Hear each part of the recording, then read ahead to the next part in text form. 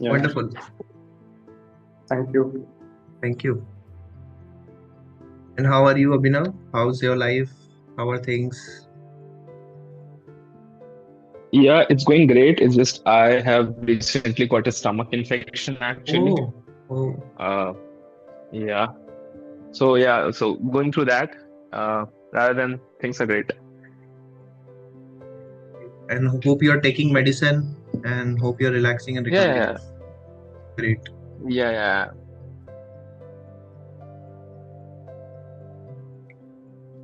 Okay, so we are going to start at Yeah, we'll start now because yeah, I can also see Apuru also joining. There are people who are joining, and definitely they can join and they can also, connect with us later. But in the interest of time, I think we should get started. And welcome yeah, yeah. Apuru to this session. Yeah, Yeah, one go ahead. question actually I wanted to ask before. Sure, sure, go ahead. Since you have like on the last session you have talked about NLP. Yeah. So I have heard about this term from a lot of leaders and pioneers, but I actually don't know what exactly it is. So can you just give me a short definition or an intro on that? Sure, sure. Definitely. So, yeah, we'll start with a short definition of neuro linguistic programming. So there are two NLPs currently which people are talking about. One, which is a science that evolved in somewhere in 1960s and 70s, and it was based on the work of some of the best psychologists, best counselors of that time, and that was called neuro linguistic programming. Another area where people are now talking about NLP is the Gen AI, okay, which is called natural language processing. So the interesting part is, Abhinav and others, that language is common in both of them. For example, if we take Gen AI or natural language processing, it is focused on language. And similarly, NLP or the neuro linguistic programming, which is a very, very specialized form of technology that evolved in counseling and psychotherapy and change work, basically, that is also relying a lot on language. That the way how we speak to others and the way how we speak to ourselves, that creates a big difference. And that is called NLP, neuro linguistic programming. So my specialization is not the Gen AI or the natural language processing, but I am a master practitioner of neuro linguistic programming. What is neuro linguistic programming? Neuro means neurons or your brain or your nervous system. Linguistic means the language and the way how we are thinking, either the way how we are structuring our thoughts, way we are using the language to structure our thoughts and our human experience. And programming is the way how something shifts. Because when this science emerged, people who were the founders of neuro linguistic programming, they observed that what is making some of the people very, very successful in their field. And the outcome that they found was it was not their environment, it was not the tools, and it was not the resources that they were getting, but the way how they used to think was changing the outcome in their life. Okay, so that is, I would say, in the nutshell, um, definition of neurolinguistic programming. That's a science of excellence where we observe that how some people are getting excellent results, and to do that we use the language, we use beliefs and thoughts that can empower us. So one of my coaches says that it is always mindset before the skill set before the tool set. So we have to start with the mindset. Any journey is inside out, starting from your mind. So does that answer your question, Abhinav? Yeah, yeah, it does actually. Thank you very much. Thank you. In fact, I have also done a mini series, for somebody like you who is curious about it. There is a short series. What I'll do is I'll also Mm-hmm. send you the link of that series, and within, I would say, 3-4 hours of that content. So there's a lot of content that I've put together on neuro linguistic programming. You will be getting some Okay. good ideas and good techniques of NLP from that. Okay. And do you take a live course on that also? See, as of now, I'm not taking any live course, but I am also Mm-hmm. what I'm doing is I'm also helping people out by providing some pro bono coaching. So let's say if there is Okay. something which you want to work on, I can share my Mm-hmm. details. We can get on a call one to one, as this forum is mainly for sharing a knowledge on a particular topic. But let's say if somebody Okay. wants to develop expertise, I can coach them. Yeah, I can coach you for free. Okay. Okay. Okay, then thank you. Yeah, we can start. Alrighty then. Okay, so very warm welcome once again and very good morning. And today the session is about recapping whatever we have learned on the self-coaching series. So let me tell you that what is this self-coaching series for the people who are joining for the first time. Self-coaching is that our paradigm is that usually we go back and see that whenever you are ready, the teacher appears, all these kinds of amazing thoughts are there. But the real teacher or the real coach in your life is you yourself. So the self-coaching series is made on a foundation that let your higher self, let your better version from the future be present in this moment and coach you on how do you get there. Okay, so wherever you are in life, that is your point A, and your point B is your future self. Instead of relying on external agencies, this 21 series program, there are 21 classes that I have prepared. This is to give a very solid foundation of understanding that how anybody can start in their life and pick up those tools and resources to coach themselves, because this is an internal process. Even when we are coaching somebody, like I'm also a professional coach, we also say that the coachee or the person being coached has got a big role to play, and the success of the coaching lies in that person's hands, that person's actions. So if that role of a coach is so important, let's recognize that for you to become better in your life from the point where you are, you can coach yourself. Okay, so that is the thought. And I always start by sharing some positive thoughts, because I feel that in a day, we have to start our day with a positive inspiration. Okay. So sharing some more thoughts with you. In order to grow, you first need to let go. So you have to let go of what you are so that you can become what you can be. Okay. So all the past baggages, all the learnings that you have, they are good enough to bring you to this point. But to go to the higher self, to the future self, you have to do a lot of unlearning. So this is also about unlearning the past patterns. This one is my favorite. The best way to take care of the future is to take care of the present moment. So I'm a strong believer of mindfulness. I believe that whatever we are doing at present, that's a power of choice. Some of you chose that on a Sunday morning that you should dial on to this class and take a mindful look at your life and structure your life and restructure your life. Now that is a choice. The choice that you're making currently in the present moment, it is shaping up your future day by day, hour by hour, minute by minute. Okay? So your future is evolving based on the choices in the present moment.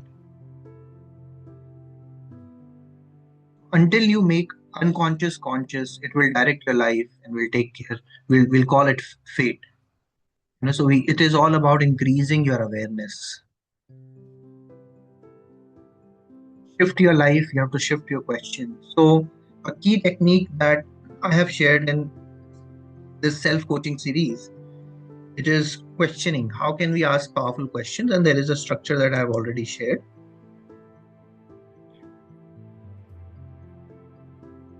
Now this is again one of my favorite ones. We repeat what we don't repair. That means human beings can unconsciously get into patterns which they do not acknowledge, which they do not recognize in their life. Sometimes we call it habits. And if we don't repair those habits, if we don't change those habits, we are going to repeat them just like a automatic system. That's the reason why we call it a default mode network. And what is the right mindset to get into a self-coaching? I would say this is the best mindset, which is what one of the Zen teachers of the world, Shunryo Suzuki, he said, the beginner's mind. Why? Because beginner's mind has got a lot of possibilities, whereas in the expert or the master's mind, there are only few. So always remember that if you have to learn something, let's start at day one. This is a beautiful picture where I would say that, in India, we have this tradition of starting the study or starting the whole idea of schooling and curriculum, and it is considered very, very sacred. But the most important piece in that is that, yes, we have to start with a beginner's mind. We have to start from a point of not knowing, unlearning everything. And why all this is very, very powerful, very, very important, because see, we are what we regularly practice. So we are what we repeatedly do. Therefore, excellence is not an act, but a habit. So anything in your life, if you start today and you do it 21 times, it start to become a habit. It start to become a pattern that will repeat. So this is all about pattern creation, and this forum is all about mindfully creating those patterns that can help us evolve day by day.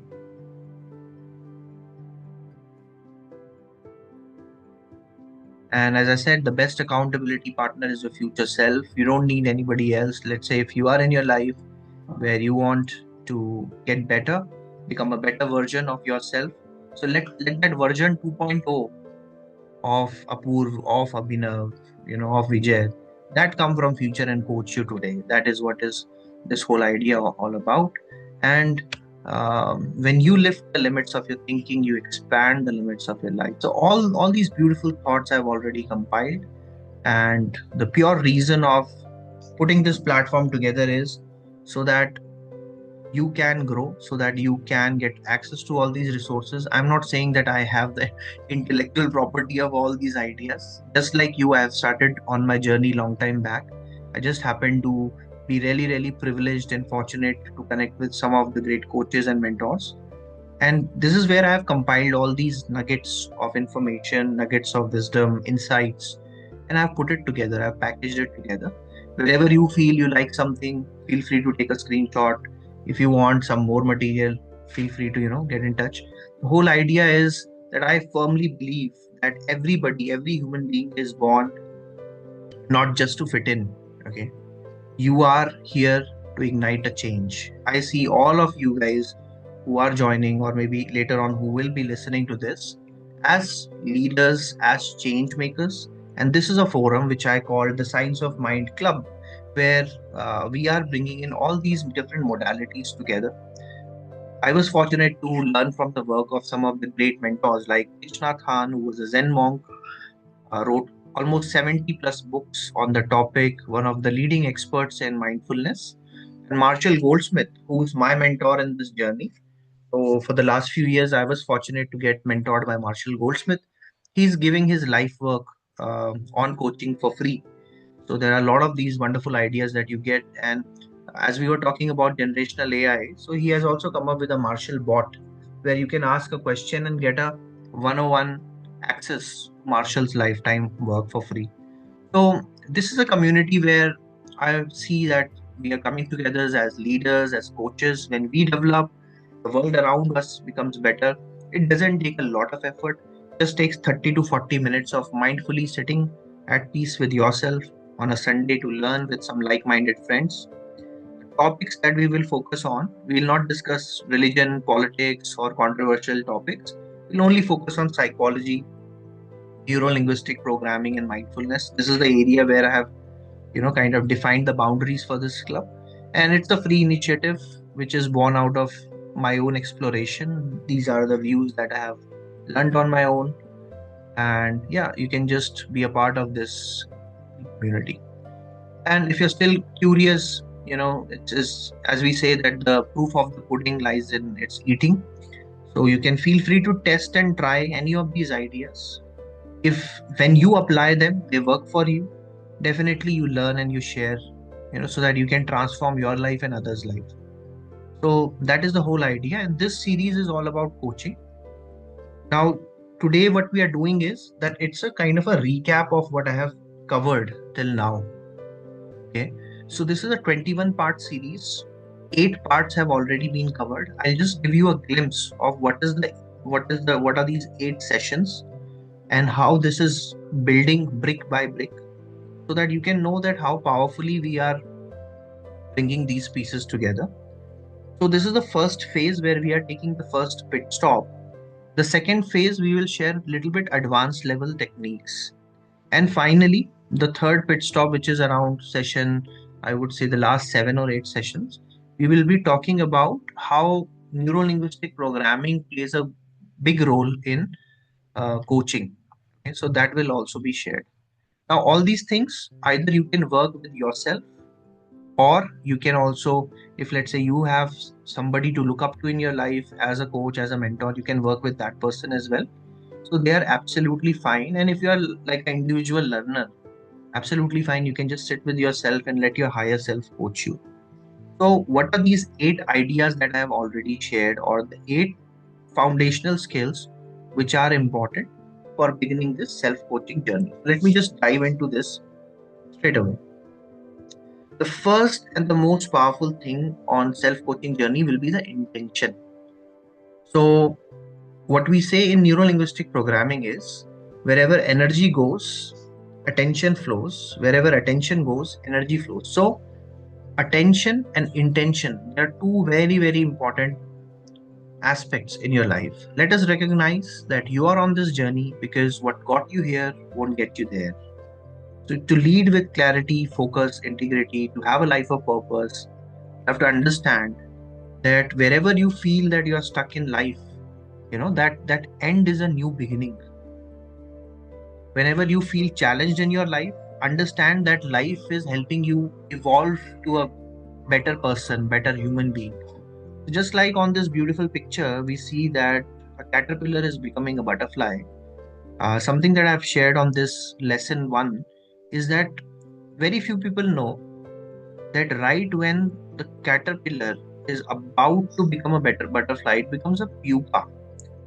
And within the pupa, it dissolves everything which is known to be as a caterpillar. It kind of eats away all its skeleton, all its external body, and it just becomes like a pupa, like the third thing on this stage. And maybe some of you are aware of this. And it dissolves itself. And when it gets dissolved, then at one point in time, a new butterfly or a more evolved consciousness of this creature, it comes out of that, and then the butterfly is just spreading its wings, spreading its beauty. So understand that self coaching is all about recognizing that we have one life and we have to make it count. We have to create our life work. My intention for this group who's listening or who will be, in a way, watching this later on is that you can be more. Wherever in your life you are, have an intention to evolve, have an intention to transform. You can be more. Okay. So there are techniques to do it. But as Simon Sinek says, that you have to start with why. This why is your purpose. This why is your intention. What do you want your life to become? What do you want yourself to become? That intention is what you have to hold. That will power your journey. So this is the first thing.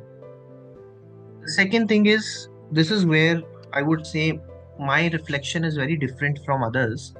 That I want people to kind of take a pause. So this pause is what is called the mindfulness in many of the practices. And when we create a space of pause, when we create a space of connecting with ourselves, we don't think of reacting or working out of our existing habits. We actually pause and we give a response, and we mindfully think about our life. Now that pause, or the practice of pause, is the second most important foundation. And one thing that a lot of the mindfulness practitioners they focus on is they focus on their breath. So in this section, in this lesson 2 of our journey, I have shared some mindful practices, some breathing practices which can help you create that pause. And when we get connected with that pause, we will find a lot of possibilities. Because if our mind is going in 10 different directions, if we are always in the rut of life, you'll not be able to think of the solutions of your problems with the same mindset that you had when you created them. So you have to, sometimes all you need to do, this is again one of my favorite quotes. All you need to do in your life to solve your problems is just to don't do anything, just sit back, relax, take a deep breath, and just be connected with your higher mind. Okay, so pause for perspective. That is the second most important thing. If in your life you have a daily practice of taking a mindful pause, I think that clearing of mind is very, very important. That mindfulness is very, very important. So when you have got an intention, when you have got a mindful pause, the third most appropriate thing to do is that have some powerful questions in your life. So in the third lesson, I have explored this humble self-inquiry, how you can ask some questions which can help you transform your life. So quality of your life is the quality of your questions. And to change your life, you have to change your questions. So this is what we have explored in the third segment. And a key question is that after you have found your purpose, the why, the big why of your life, you have to also think of how. For example, one of the powerful questions that we shared in this segment was how, knowing what we have there in our life, how we can go to the point B or how we can evolve ourselves. That how question actually is a trigger for your mind to start working with the possibilities. So, how do we frame better questions? This is what we have explored. There are some examples that I have already given in the third lesson. The fourth lesson is about listening from the heart, listening from what we call as the deep listening. So, we can either listen from our ears, we can listen from our mind, and there are 5 different ways of listening, 5 different levels of listening. But it takes a lot of humility and courage to leave everything behind, to leave all the distractions behind, and just listen to somebody. Because when you listen to somebody, it creates a space of trust in that relationship, it creates a space of connection with that person. So, we have discussed the 5 levels of listening, and what we are aiming for is a level 4 or a level 5 in our self coaching journey, which is deeply listening to people around us, deeply listening for the emotions, the messages, the uh, things which are said and unsaid in a conversation. So the key here is that we have to listen with from our eyes, from our ears, and most importantly, listen from your heart. Have a heart-to-heart connect with the person. One of the major things which will propel us in our journey will be an attitude of gratitude. This I call as the game changer because see, the attitude of gratitude is all about being thankful in your life. Okay, you can think that what all I don't have, or you can think that how I can be thankful. What is it that I can share with others with an open heart? So thank people around you. Gratitude rewires your brain. Start with the self. And most importantly, whatever you appreciate in your life, that thing will appreciate. Okay. So appreciate little progress, celebrate small wins, not just the big outcomes, and be thankful in your life. Wherever you are in your life, even if you're challenged, if even if you are not in the best of the things, still there are so many things in your life which can be a dream for any other person. So be thankful. Always start a day with a gratitude prayer. Yeah, and after gratitude, we have to take accountability for our actions. Ownership, compassion. So one of the major ideas that I would share with you on this journey and which I will build further is that I'm a big fan of micro habits and micro actions. So it's not that we have to do big things. This entire club is just a 30-40 minutes intervention. But what I have seen is that people who have consistently followed through on their growth plan for, let's say, even 30 minutes for a week itself, they have grown in their life. So, it is about a choice that, yes, I can take accountability for my action, no matter even how small my progress is, but I will make progress. So, this is what I call the victor mindset. There are people who have a victim mindset that why everything happens to me and all of that. No, it's a downward spiral. We'll not get there. But a way of daily asking ourselves that did I do my best to go forward on my journey of evolution? Did I do my best to, let's even taking a single step? And accountability is summarized in this beautiful phrase that if it is to be, it is up to me. So it is not up to my parents, it is not up to my spouse, it is not up to my boss. If it is to be, if anybody has to take care of my dreams, it has to be me. So that's the other foundational principle. One of the game changers, again, on this journey would be getting the help from the right mentor. So I say that you will be some average of 5 people you are working with, 5 people you mentor, you get mentored by. And it is about modeling that excellence, that what is making these people great. These mentors will challenge you and you deeply listen, you ask them questions and you seek their voice within. Okay, so that whenever you are in your life and you have to think, the decision making strategy that you have or the way how you are looking at a problem, you will have these insights and wisdom of your mentors. So in your life, think who are those 5 people who have been guiding you. So some people say that, okay, it was my father or my mom. Some people say that, hey, it was my first boss, or some people say that somebody, or one of the trusted friends. But always be connected with these five mentors and think that how can I tune into their collective wisdom? How I can be a sum average of these 5 people. And if you're not having these 5 people in your life, it's the time to pause and think that where are these people, who will be these people, and can I kind of start connecting with them. And the last session, what we have shared is a powerful technique, and from this segment onwards I will be sharing some more techniques which are more advanced, which is like feed forward.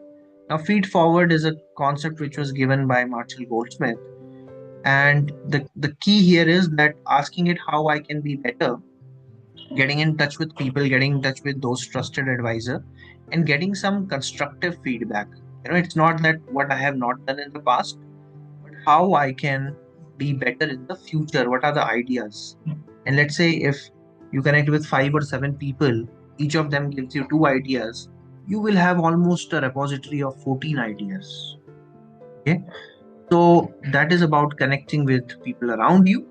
And if let's say you connect with that higher self that you are talking about for the future where you want to go, what can be a future advice that that higher self would like to give you now? What is it that your version 2.0 will help to share as a feed forward to your version 1.0 so that version 1.0 can evolve? So this is what we have already shared. I would say that these 8 things will be very, very critical or critically important for anybody to grow their self-coaching journey, to grow themselves on the self-coaching journey.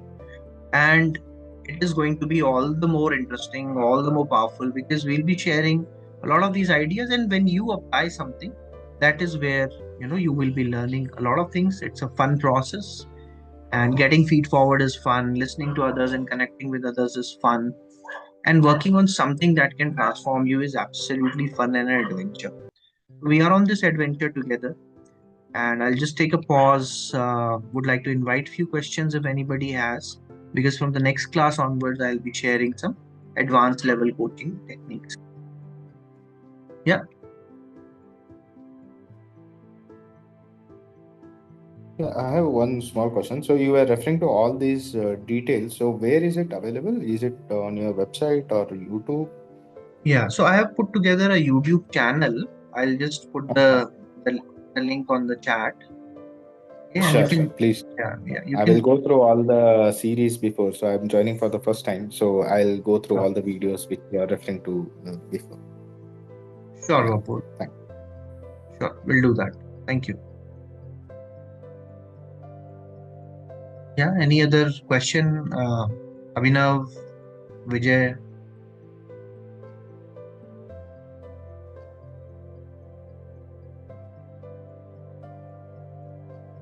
Right now, no. Uh, I'll also go through the videos first.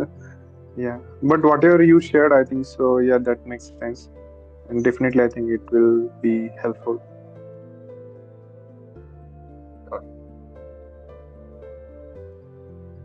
Yeah, Just on, I have a question. yeah, go ahead, Abhinav. Yeah, so when you said you are the average of the top five people you have, you are surrounded with. Yeah. So, so you meant in terms of, the way you see your life, your career, and everything. That's how you are saying, no?